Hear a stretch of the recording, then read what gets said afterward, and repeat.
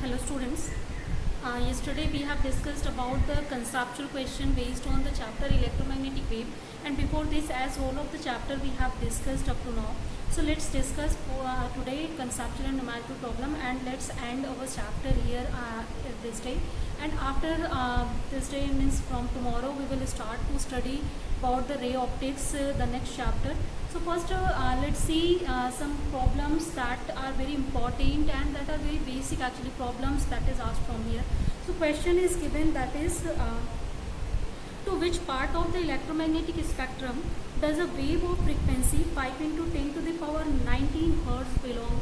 So for this question student, you have to memorize all the charts that I have told you for all 7 electromagnetic waves, means the range of frequency and wavelength both I have told you. So you have to remind that one, and according to that you can find out which of the frequency belongs to which of the wave here.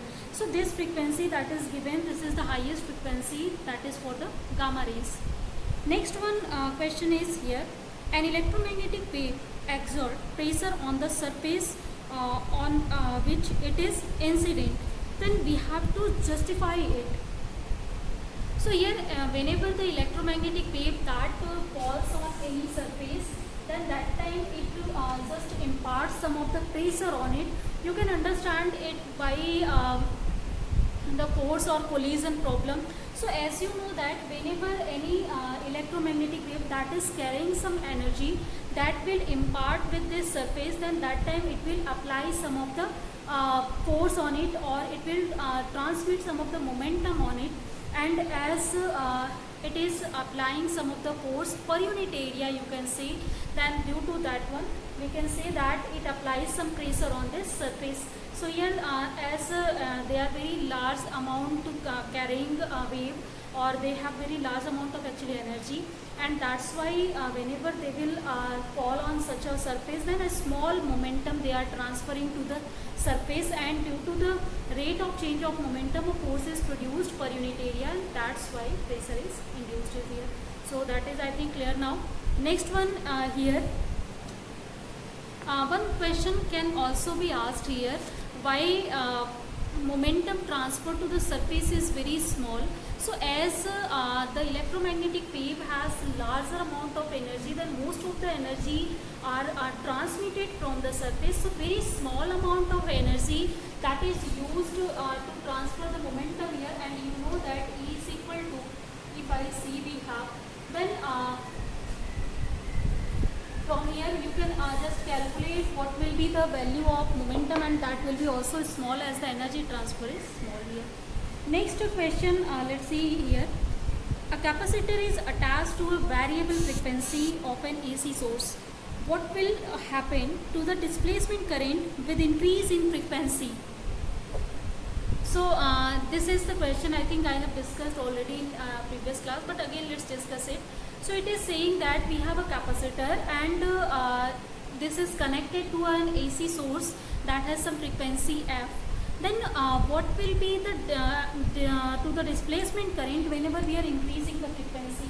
So first to understand this concept, we have to again start with the reactance of the capacitive circuit, and as the reactance of capacitive circuit is given by 1 upon omega c, that we have discussed already in alternating current chapter, and omega you can write 2 pi f c. Now from here, whenever the frequency will increase, then due to increase in frequency, this reactance of the capacitive circuit that will decrease there. So whenever you know the opposition is decreasing, then the current that is flowing in our circuit according to Ohm's law, that will increase. So here current will increase whenever frequency is increasing in any capacitive circuit.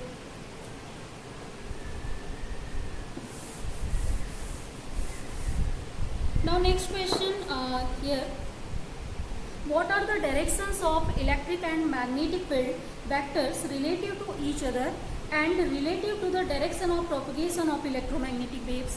So this question lies in the topic that we have discussed for the nature of electromagnetic wave.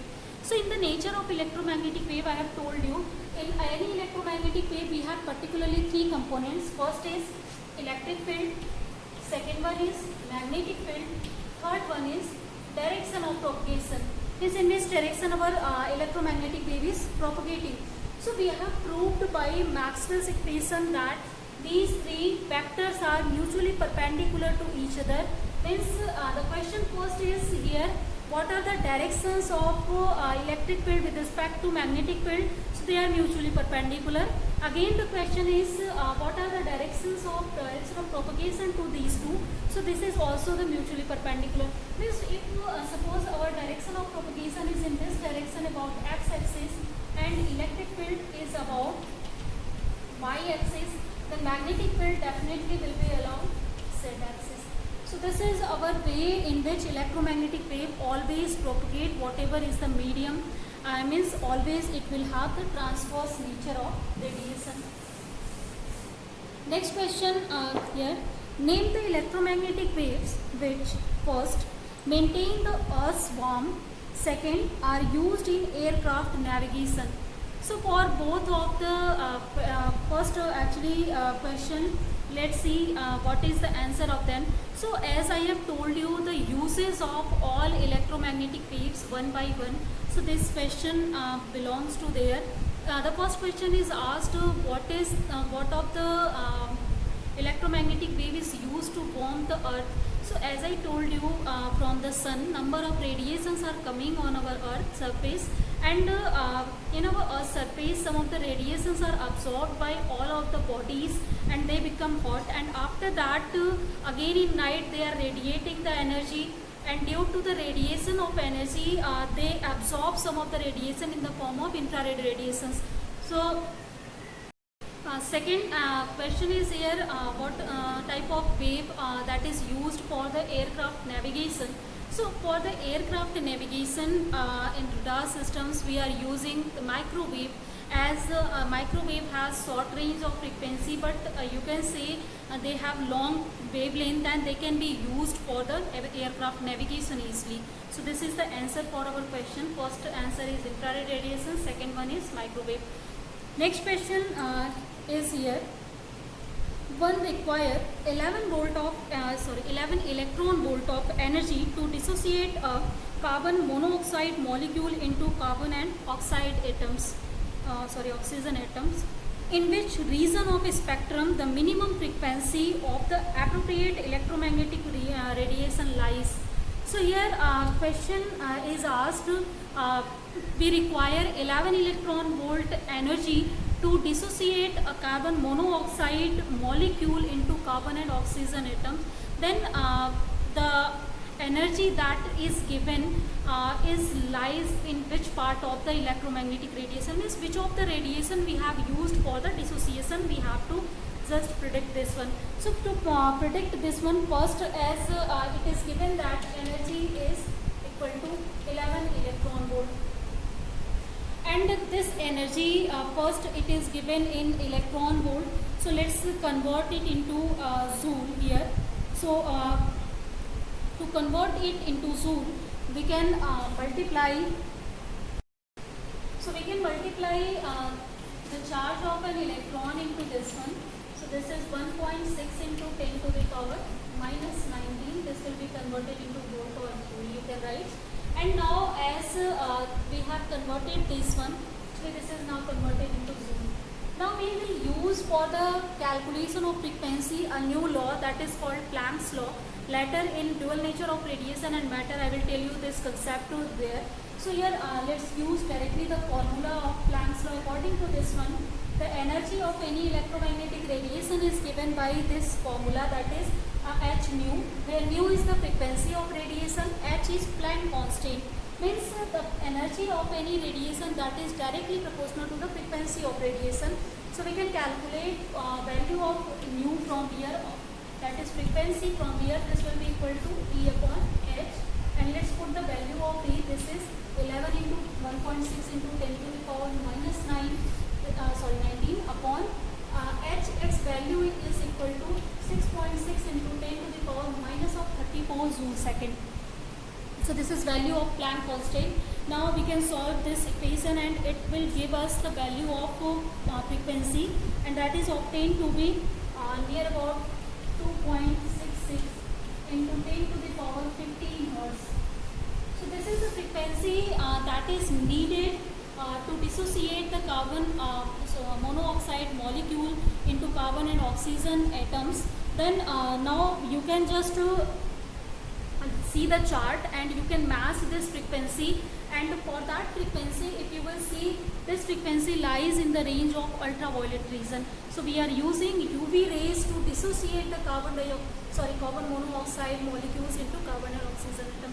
So this is very important investigation that we can do, means which kind of wave we have to use for any chemical reactions. Number of waves you have seen already in chemistry and in organic reactions you have seen that we are using different rays in different reactions, means different kind of energy we are needed to just dissociate or to just make the annihilation reaction. Then for all these things, some of the electromagnetic frequencies we are using.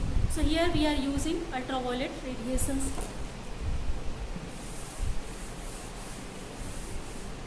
Next question is here. The current in the circuit containing a capacitor is 0.15 ampere. What is the displacement current and where does it exist? So first, as it is given that any capacitor that is containing some of the current 0.15 ampere means conduction current is given to us. This is 0.15 ampere. Now it is asked the displacement current. So for this one concept I have to remind you again. In starting we have seen the inconsistency of Ampere's law and the modification in Ampere's law by Maxwell.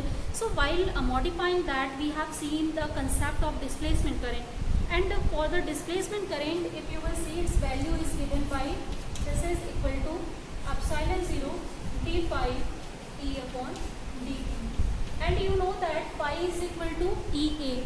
So you can write here epsilon 0 ddt of EA. Now you can take A as it is constant, you can take it outside, so this will be equal to d by dt. And you know, in any capacitor plate, the electric field is given by sigma upon epsilon 0 A. So you can write down epsilon 0 A into ddt of sigma upon epsilon 0. Now again 1 upon epsilon 0 is a constant, you can take it outside. So after taking it, let's see here possibility ID. So ID will be equal to epsilon 0 will be cancelled out from here. So A we can write, this is ddt. This is equal to sigma, you know, this is given by Q by A. Sigma is surface charge density, charge per unit area, and again 1 by A we can take outside, this will be cancelled out, and finally we will get from here, this is ddt of Q. And as you know that charge is conserved in any field circuit, then it means that this rate of change or rate of flow of charge, that is equal to already current, and that should also be equal to conduction current. So it means that from this concept, the displacement current and the conduction current is not different thing. They both are equal in magnitude, only the concept of their production is changing. So here displacement current is produced due to flow of electrons, and while this conduction current appears whenever there is change in magnetic field between the capacitor plates here. So second answer, as it asks that where does it exist? So it exists between the capacitor plates, and here the value of ID, that is equal to IC, means its answer is also 0.15 ampere. So whenever it will ask, then directly you can write this one. Just to remind you, I have solved this one and just showed you IC is equal to ID always.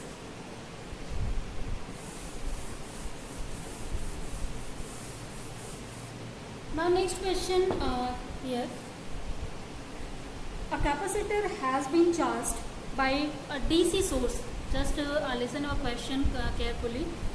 What are the magnitude of conduction and displacement current when it is fully charged? So here it is asked that a capacitor is charged by a DC source. Then first of all, what will be the displacement current? So as one more thing, student, you know that in the DC source, as magnitude of electric field that will not change, that will be constant. So here varying magnetic field we will not get for any DC source. We will get varying magnetic field only for the source which is which direction and magnitude is changing with time. Means there some frequencies lies. So you know that we are obtaining the frequency of oscillation always in AC source, not in DC source. So whenever we are using DC sources, for that as no varying electric field we are obtaining. So whenever varying electric field is absent, then as you know that displacement current reason is varying electric field. So as it is 0, then displacement current will also be 0 for this case. So whenever we will connect to the DC source, it will be 0. And now if you will see the conduction current, so as conduction current IC is given by C dV by dt. So from here you can calculate it. So as now it is given that our capacitor is fully charged. So in the fully charged condition, the capacitor is disconnected by the battery. So for this case, this one will be equal to 0, or you can say that if it is fully charged, then the potential is reaches to its saturation value, and for that case the rate of change of potential is 0. So that means that conduction current is also 0. So directly whenever you will write this one as our conduction current is equal to this value, then for the continuity of equation even you can write number of actually methods are here. You can show IC is equal to 0 by this method, you can show ID is equal to 0 by this method. Another method is, as we have proved that IC is equal to ID. So whenever ID is 0, IC will be automatically 0. Third method is the conceptual method, as every circuit follows the equation of continuity for the current. So due to that reason, if between the capacitor plates current is 0, then in whole of the circuit current should also be 0. So this is the way in which we can understand this. Now after this question, let's see next question. So next question is given, what physical quantity is the same for X-rays of wavelength 10⁻⁻10 meter, red light of wavelength 6800 angstrom, and radio wave of wavelength 500 meter.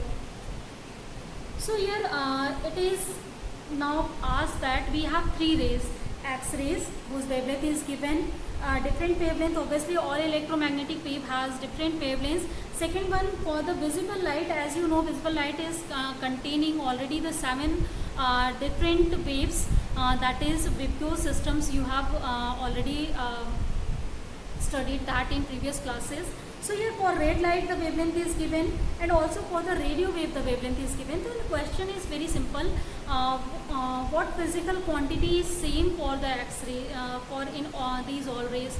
So the physical quantity that is always same, that is the speed of electromagnetic wave. So in general, as using Maxwell's equation, we have seen that speed of electromagnetic wave is equal to speed of light in free space, and whenever they will enter in media, then again they will change accordingly to that. It means that the speed is the answer, speed of all these waves, that will be equal.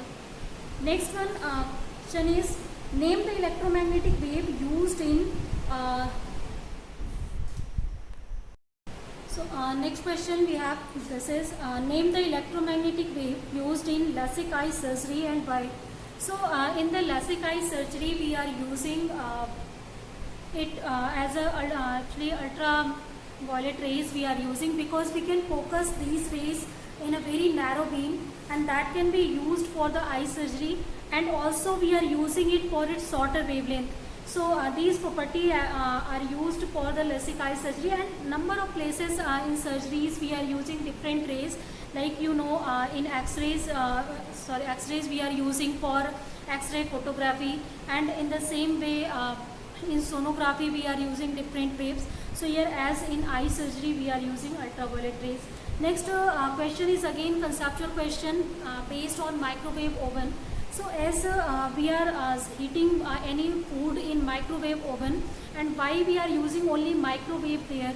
So reason is here the resonant frequency of water molecules that matches with the frequency of microwave, and that special property help us to heat the food easily, and as we can heat only the liquid foods in microwave oven more efficiently, and that is water contained foods we can easily eat it. So reason, I think this is now clear. Next one, let's see, this is the numerical problem.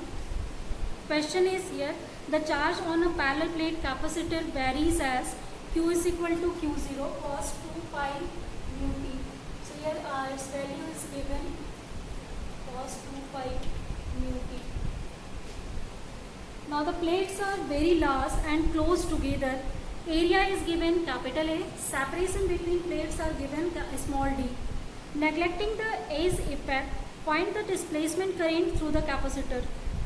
So here in this question we have to find out what will be the value of displacement current in between the capacitor plates if area of separation is area is given and the separation between plate is given small d. Now it is given that we have to neglect the A's effect.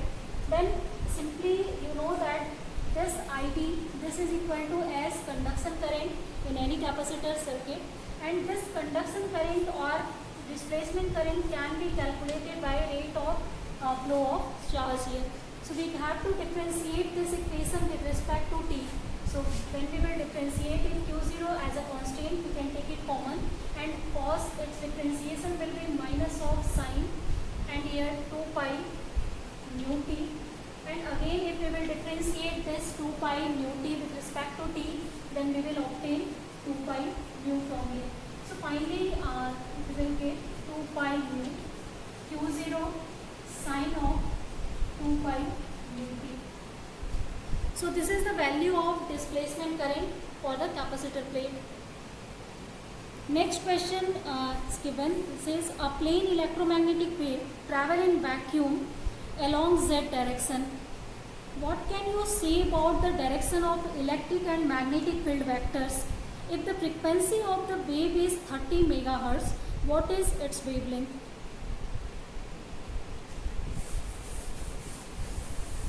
So in this question, the direction of propagation of electromagnetic wave is given, and the direction of propagation is given along z-axis whose vector k we have, as vector k is representing the direction of propagation for any wave. So it is given along z-axis. Now we can use the property of electromagnetic wave here to predict the direction of electric and magnetic field, and according to the property we know that these three vectors are mutually perpendicular, means electromagnetic wave possesses the transverse wave nature. So here the two directions we have means three vectors that will be along x, y and z axis. Now it is already given that direction of propagation is along z axis, then electric and magnetic field that will be along either x axis or y axis. So how can we find out this one? So by clockwise rotation we can easily find out, and the method to find out the direction is EBK. Means first if you have the if you know the value of k, then rotate in clockwise. So if you will rotate in clockwise, then first you will encounter with this E, after that B, then after that A. So if you will again rotate in clockwise, then first from clockwise rotation Z to Y you will obtain, and then X you will obtain. So electric field will be along Y direction and magnetic field will be along Z direction.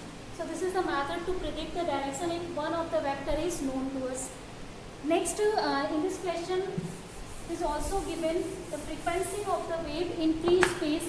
Then frequency is given, this is equal to 30 megahertz. Then we have to find out what will be the wavelength of electromagnetic wave in free space. So as you know that the relationship between frequency and wavelength for the wave that has the speed equal to speed of light, this is nu is equal to c by lambda. So we can use this formula to calculate the value of wavelength from here. So as c has the value 3 into 10 to the power 8 meter per second, and mu is given 30 megahertz. So we will convert it into hertz, and for this one we can multiply 10 power 6 here. Now as you can write down 10 power 7 from here, 3 will be cancelled out, and finally you will get 10 meter wavelength here. So the wave is given to us that has 10 meter wavelength. Next question is given. A radio can tune into any station in the 7.5 megahertz to 12 megahertz band. What is its corresponding wavelength? So problem is again same. We have a radio frequency and that can be tuned between two stations for two different frequencies. So we have to find out what is the range of wavelength for them. So first let's write the range of frequency. So if we will write mu1, then that is equal to 7.5 megahertz, and the range is mu1 to mu2, and mu2 is given to us, this is 12 megahertz. Then as we know that all electromagnetic waves travel with the speed of light, then again we can calculate wavelength for lambda 1, that will be equal to c upon mu1, and in the same way we can calculate lambda 2, that will be equal to c upon mu2. So let's write the values here. 3 into 10 to the power 8 meter per second, and mu1 will be 7.5 into 10 to the power 6 meter cm. In the same way here, if we will write the value, so this is 3 into 10 to the power 8 meter per second to the 12 megahertz. So this is 12 into 10 to the power 6. Now if you will solve it, then for this one, lambda 1 will be obtained as 40 meter, and for the second one, lambda 2 will be obtained 25 meter. Means the frequency that we are using here to tune between two radio stations is from 25 meter to 40 meter. We can use these frequencies, electromagnetic wave, for the tuning purpose.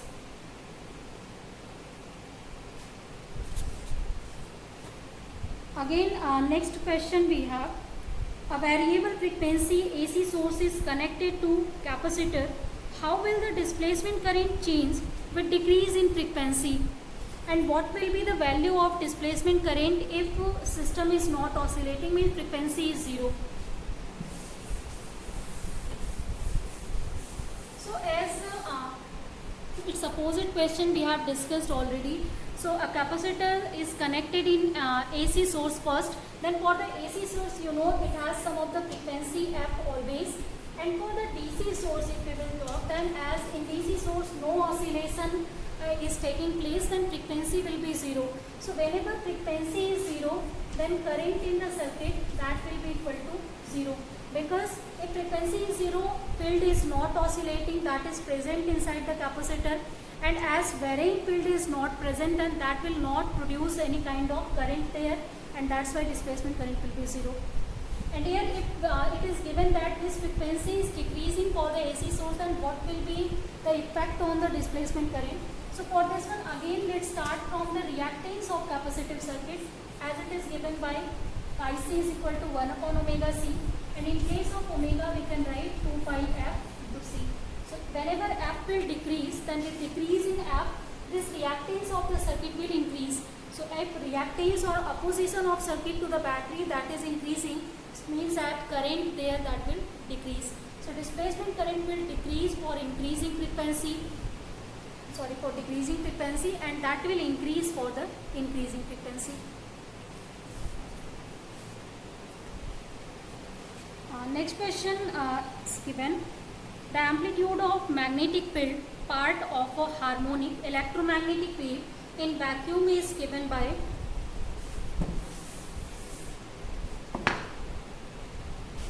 V0 is equal to 510 nanotesla. What is the amplitude of the electric field part of the wave? So in this question we have to find out the amplitude of electric field, means we have to find out E0, and it is given that V0 had this value.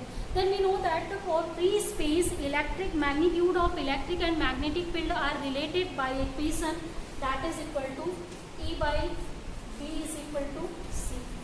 So here as if amplitudes are given, then we can write down E0 upon V0, that will be equal to C here.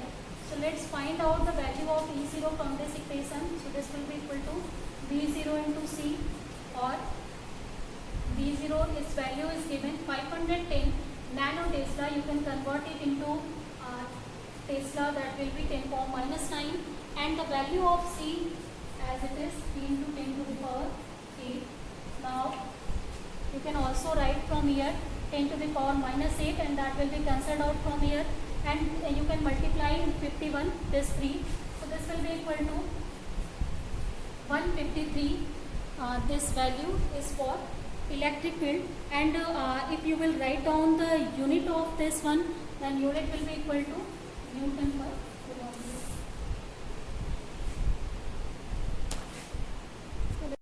So next question is short answer question.